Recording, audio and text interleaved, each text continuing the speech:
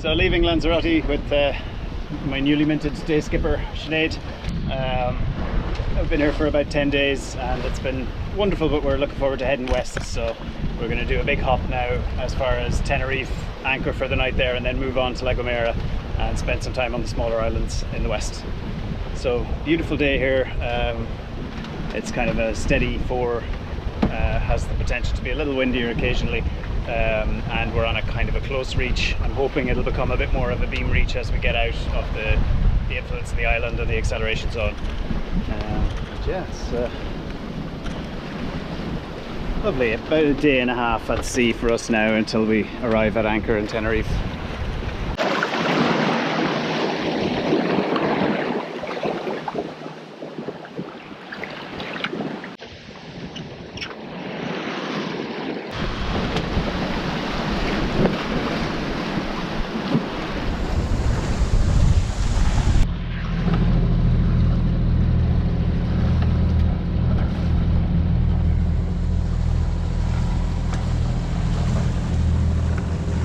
Beautiful sunrise this morning over Tenerife. We sailed down here pretty quickly from Lanzarote with no stops at all from Rubicon. So we sailed by Gran Canaria, we sailed by the north side of Tenerife, and that's Mount Teide there. So really we want to get to the small islands of La Gomera, El Hierro and La Palma, and spend our remaining time in the Canary Islands there. We have about 2 weeks before I need to set sail, a little less than 2 weeks before I need to set sail towards Cape Verde Islands, which are about 700 miles that way.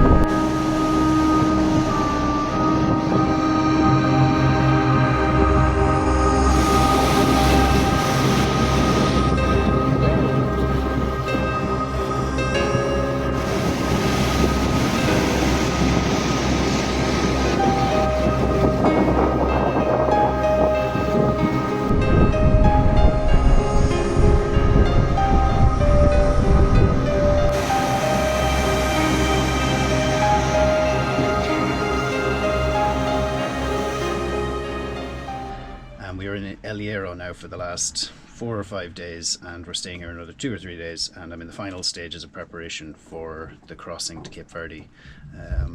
So that is a roughly 750 mile passage, so it'll be my longest. I'll be single-handed again for this one.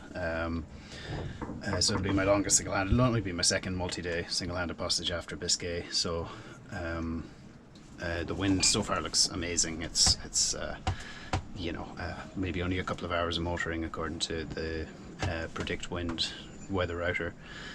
So hopefully that's true. That will be a really, really nice passage. It's going to be downwind like 90% of the time, so it'll be pulled out head sail and preventer on the main on the other side. It'll probably be very rolly and not particularly comfortable, but hopefully I'll get used to it. And it's going to be like that across the Atlantic anyway, so this will be good preparation for that. And if anything goes wrong, it can be repaired in Cape Verde. So I'm heading from here to Sal, which is towards the east of the island chain, because that's where Sinead is flying into, and then we'll work our way west towards Mindelo. We won't be able to go to any of the really small islands because of the way that the check-in, check-out works, and we really only will have around 3 weeks anyway, so then I'll have to embark on the Atlantic crossing. So these are the provisions for a single-handed Atlantic crossing. Obviously I'm stopping in Cape Verde, but my plan is that I should be fully stocked in terms of food for the Caribbean crossing, for the Atlantic crossing. without re-provisioning in Cape Verde, because apparently there's just more availability of food at a better price in the Canaries. So the plan is to that this should do me. I still need to pick up more instant noodles, because I'm going to eat those quite a lot for lunch and kind of late night snacks when I'm hungry.